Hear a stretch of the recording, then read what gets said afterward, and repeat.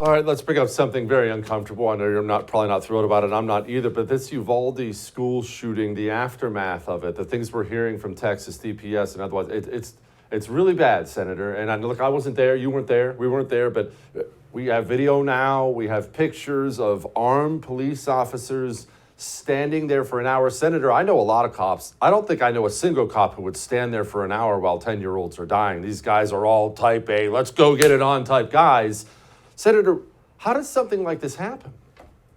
Look, it is horrific, and it's infuriating. The more we find out about the law enforcement response there, the more infuriating it is. I got to say, I was in Uvalde the day after the shooting. I was there with the families, with the local officials, with law enforcement, and I sat in briefings where what they told us, almost every word of what they told us the day after the shooting, was false. It's really, they told us that an armed police officer stopped the shooter before he entered the school, encountered him. He was on the campus. He stopped him before he got in. That was all false. They told us the door was locked.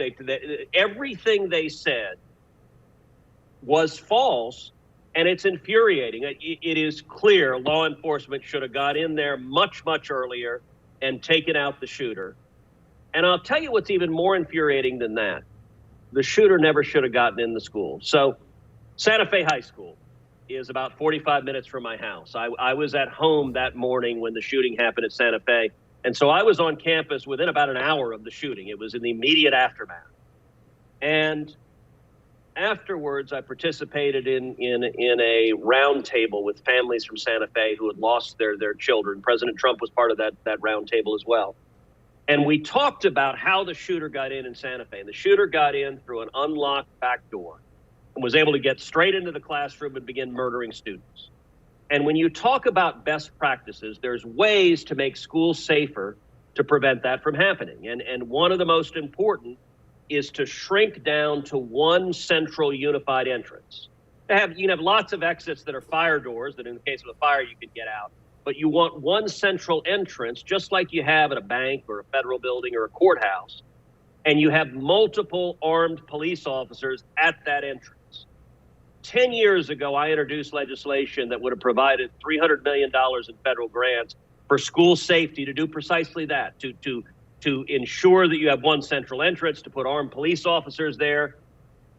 Democrats filibustered that legislation. If that legislation had passed into law, and if the Robb Elementary School had gotten one of those grants and had locked that door, what's infuriating about Uvalde is that shooter got in the exact same way the shooter did in Santa Fe, through an open back door, and he was in the classroom already before law enforcement got there. What would have been better if that door was locked and the shooter had to come to one main entrance, and if there were multiple law enforcement officers at that main entrance, they could have shot and killed that bastard before he got into the school and saved the lives of 19 children and 2 teachers. That's how it should have happened, and that's what we should be insisting on now.